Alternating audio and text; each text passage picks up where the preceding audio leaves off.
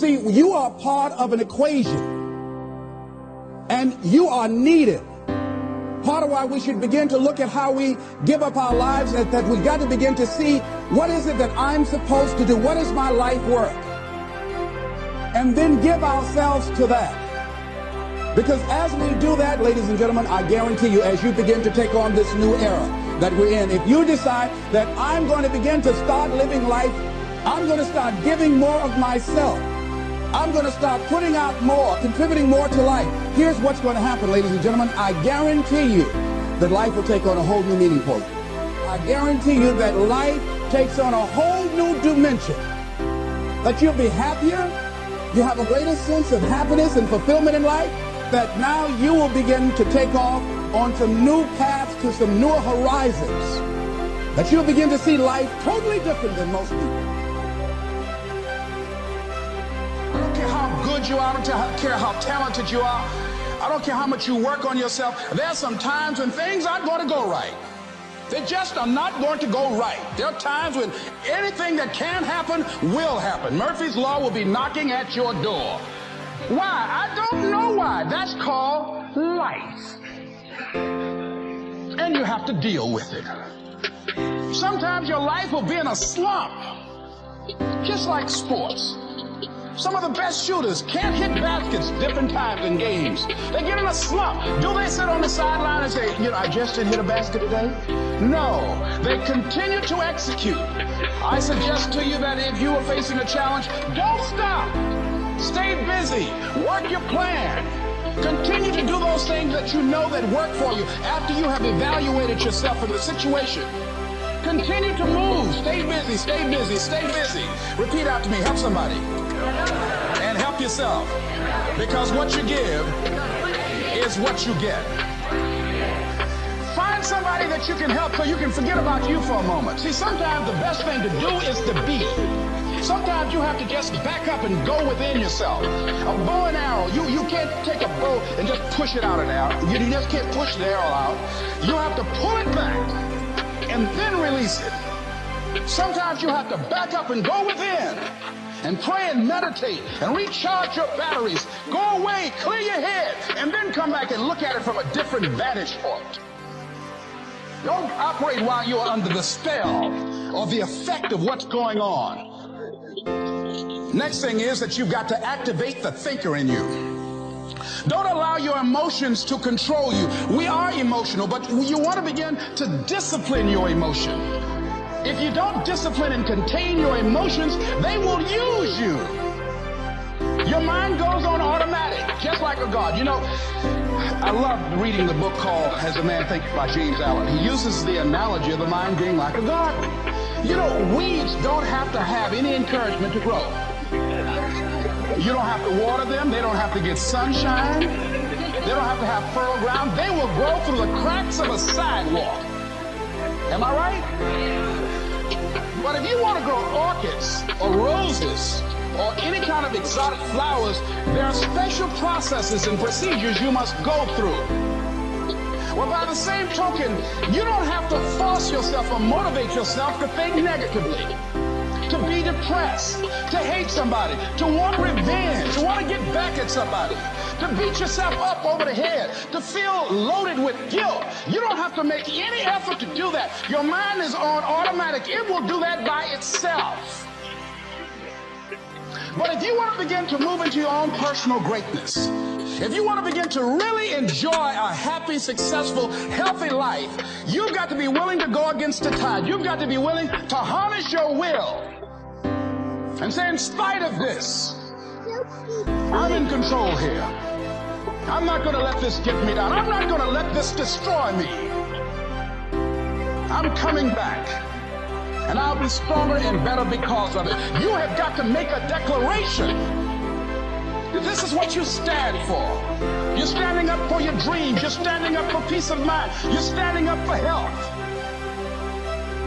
You want it. And you're going to go all out to have it. It's not going to be easy. When you want to change, it's not easy. If it were in fact easy, everybody would do it. But if you're serious, you'll go all out. So yes, I'm going to turn this situation around. I'm not going to sit back and moan and cry over what happened and what went wrong and who did what.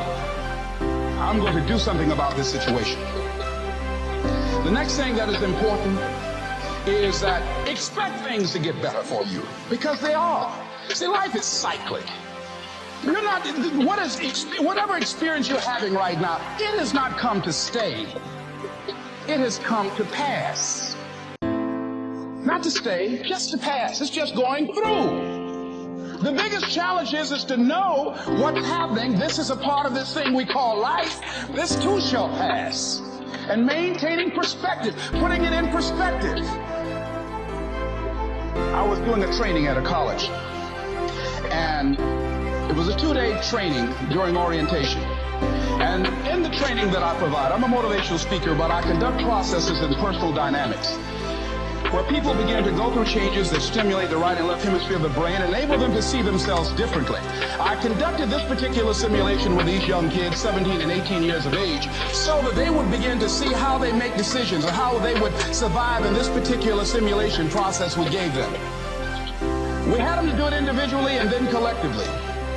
Over 30% of them wrote down as their first option, in order to survive, they would commit suicide.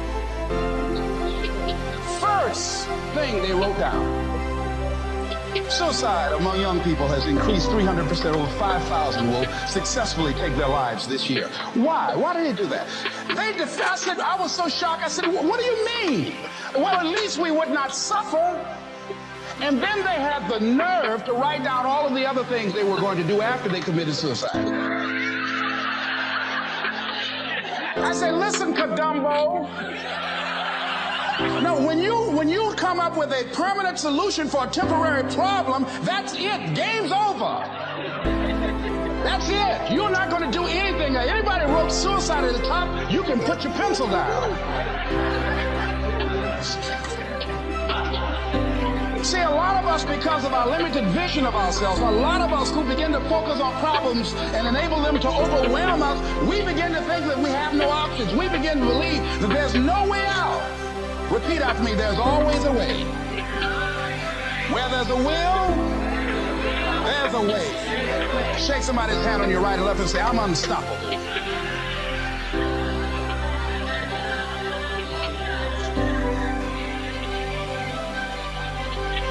You've got to make those kind of declarations to yourself. I'm unstoppable. This will not get me down. And if I get knocked down, I'm going to be like Leo Pascal. You said you're going to have some low moments in life, but when you do, you will have high lows. When you work on yourself. What are some of those things that you can do during this period of time? Go for walks. Do some things for you. Just go for a stroll so you can engage in some reflective thinking on life, on yourself, looking and enjoying the universe, smelling the roses along the way. Listen to upbeat music, music that inspires you. I have oldie but goodies. I have strategies that I engage in to recharge my batteries.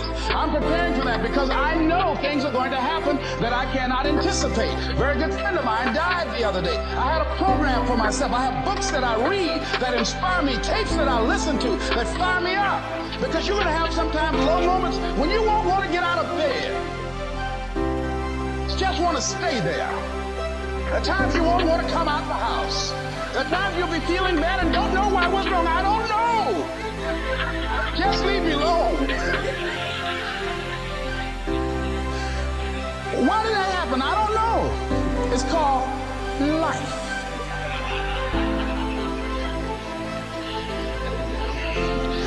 The other thing is, take full responsibility for your life.